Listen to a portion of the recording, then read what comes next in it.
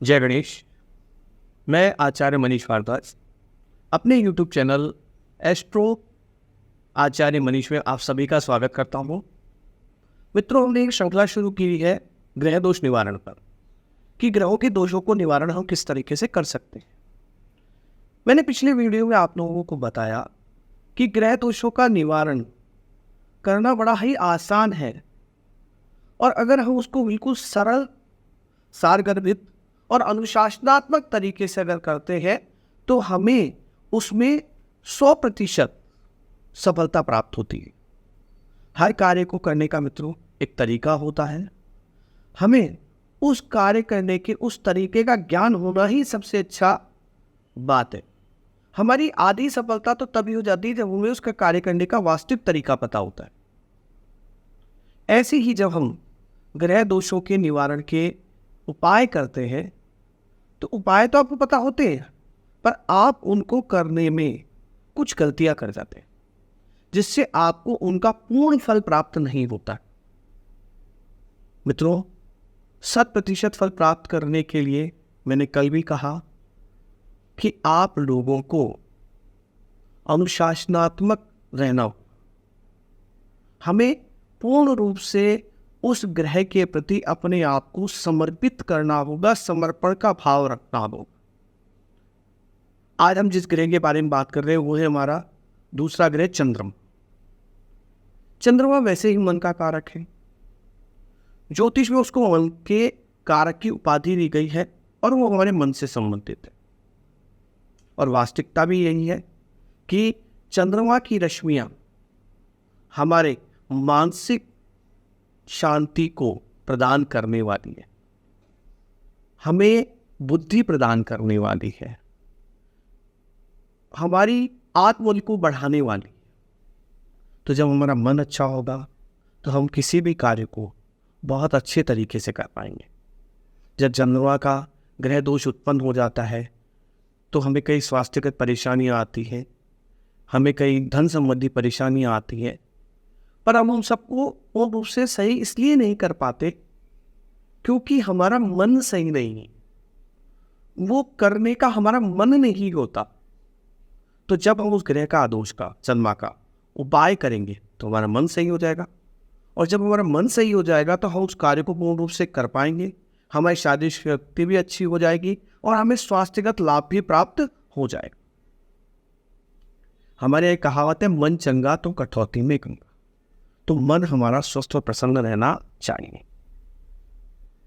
तो हमारी काल चक्र की कुंडली में चंद्रमा जो मन का कारक है उसके लिए आपको कई उपाय पता है, जिसमें से हम सर्वप्रथम एक बहुत सरल उपाय की बात करते हैं।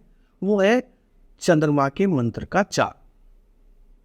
चंद्रमा का जो मंत्र है उसमें वैदिक मंत्र, गायत्री मंत्र, तांत्रिक मंत्र, बहुत सारे मंत्र हैं। मैं सबसे सरल मंत्र की बात करता हूं, ओम सोम सोमाय नमः। मैंने ये मंत्र क्यों लिया? मान लीजिए आपका संस्कृत में उच्चारण कमजोर है, आप संस्कृत में उच्चारित नहीं कर सकते, तो आप बड़े मंत्र का या वैदिक मंत्र का, बीज मंत्र का उच्चारण करने में दिक्कत प्राप्त। फिर मैंने कहा कार्य अच्छे से होना चाहिए, मन से होना चाहिए, प्रसन्नता से होना चाहिए, सरलता से होना चाहिए। ग्रह तुरंत हमारा अपना असर देना शुरू कर देता है। प्रसन्नता के लिए सबसे साधारण तरीके से ओम सोम सोमाय नमः का जाप कीजिए। न तो उच्चारण में कठिन है न करने में कठिन है, पहली चीज। दूसरी, इसका उच्चारण कब करना है? हमें इसका उच्चारण करना है चंद्रोदय के पश्चात। क्योंकि चंद्रमा का मंत्र है तो उसका सारे दिन उच्चारण नहीं करना है, हमें इसका उच्चारण करना है चंद्रोदय के पश्चात। अब चंद्रोदय का कैसे पता चलेगा? साधारणतः हमें सबको पता होता है कि इतने समय शाम को 5:30-6 बजे सर्दी में दिन छुप जाता है, इतने बजे गर्मी में दिन छुप जाता है। फिर भी आप उसकी सटीकता अगर रखना चाहें तो आप पेपर के, समाचार पत्र के ऊपर आजकल सूर्यास्त, सूर्योदय, चंद्रास्त और चंद्रोदय दोनों का लिखा हुआ आता है। किसी ज्योतिषी से भी पूछ सकते हैं, ऐप डाउनलोड करके आप उसमें भी देख सकते हैं, और सबसे सरल तरीका पंचांग घर में हो तो उसमें भी देख सकते हैं। तो पंचांग आजकल घरों में रहते नहीं है, लोगों ने रखना बंद कर दिया है। सनातन प्रवृत्ति में पंचांग रखना चाहिए हर घर वाले को, ताकि उससे कई चीज़ों का हमें ज्ञान हो।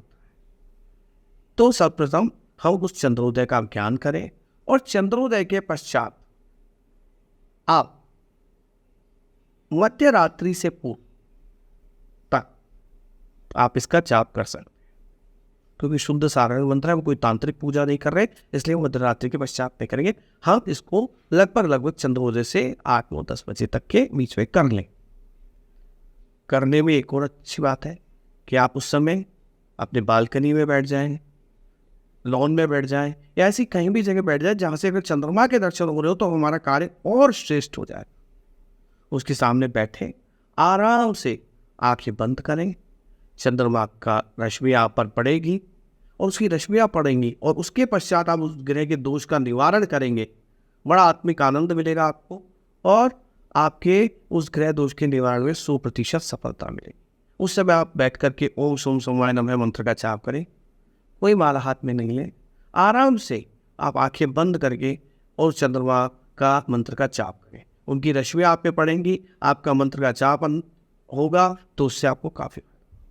मंत्र का जाप करते समय आपका मुख बंद होना चाहिए। आप इस मंत्र का जाप मन में करें। जैसे मान लीजिए मेरा मुख बंद है तो मैं अंदर ही अंदर मंत्र का जाप करूँ, वही करूँ। और जब तक आपको लगता है कि मंत्र आपको अच्छा लग रहा है तब तक आप करें, 10 मिनट, 15 मिनट, 20 मिनट। जब आपको लगे आप कर रहे हैं तो आप उसको छोड़ दें, चंद्रमा को प्रणाम करें, उड़ जाए। और ये एक उपाय हुआ, इसका करने का ये तरीका है।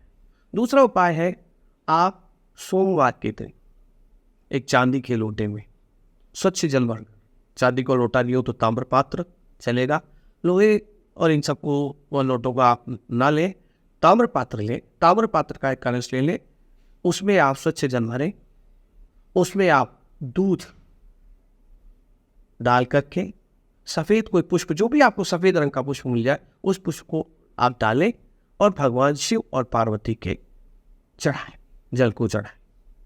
इससे भी आपके चंद्र दोष के, ग्रह दोष के निवारण में काफ़ी हद तक सहायता मिलेगी। करना वही है, बड़े समर्पित भाव से माँ पार्वती और भगवान शंकर के पास चलना है।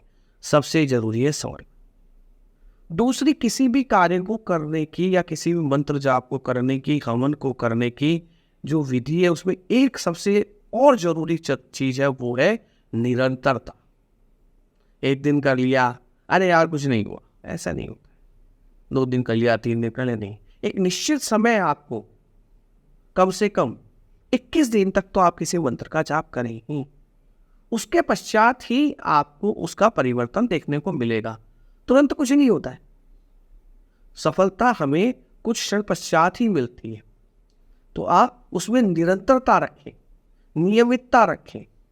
तो मैं 3 बातें बताई, आप जाप करें, आप जल का चढ़ाएं, आप इससे संबंधित कोई हवन पूजा करें, पर उनमें 3 सबसे निरंतर जरूरी चीजें हैं। पहली समर्पण, दूसरा निरंतरता, तीसरा नियमितता और आपका सरल स्वभाव। उसके पश्चात वो ग्रह आपको अपना फल दिए बिना नहीं रहेगा, वो आपको अपना अच्छा फल देगा और आपके ग्रह दोष का निवारण भी होगा। इसके अलावा आप एक और कार्य कर सकते हैं, पूर्णिमा का व्रत कर सकते हैं। पूर्णिमा के व्रत को आप सुबह से संध्या तक कीजिए, पर उस व्रत में भी मैं वही बात बता रहा हूँ कि आपका मन आपके वशीभूत होना चाहिए। ये नहीं सामने भोजन आ गया तो आपके मन में भोजन का भाव पैदा हो गया, वो भी उस उपवास को तोड़ने के लिए काफी है। ध्यान उस पर नहीं जाना चाहिए, क्योंकि जैसे आपका ध्यान जाएगा आपके मुंह में लार उत्पन्न होगी, और लार उत्पन्न होकर के अगर आपके पेट में जाती है तो उसकी वजह से आपको एक अनुभूति हो जाती है, अरे यार बड़ा आनंद, तो उसकी वजह से मतलब आपका भोजन चला गया पेट में, उपवास टूट जाता है। आपका मन कंट्रोल रहना चाहिए। अगर आप शारीरिक क्षमता में आपको कोई दिक्कत है तो आप उसके अनुसार भोजन ग्रहण कर लें, परंतु बार बार ना ग्रहण करें। आपको सागार करना है, आपको फल का रस पीना है, तो वो एक निश्चित क्रम बनाइए, उसका एक निश्चित नियम बनाइए। और जो भोजन करना है वो भी, अगर आप चंद्रमा देवता के लिए कर रहे हैं और सोमवार का व्रत कर रहे हैं, पूर्णिमा का व्रत कर रहे हैं, तो आपको चंद्रोदय के पश्चात ही भोजन ग्रहण करना चाहिए। तो मित्रों, मेरा इतना कहना है कि चंद्रमा के ग्रह दोष का अगर आपको निवारण करना है, किसी भी ग्रह दोष के का आपको निवारण करना है, तो सबसे जरूरी है आपकी निरंतरता, नियमितता और आपका समर्पण। इसी के साथ हम इस वीडियो को यहीं संपादित करते हैं। अगली वीडियो में हम दूसरे ग्रह के बारे में, उसके निवारण के बारे में, उसके उपाय के बारे में बात करेंगे।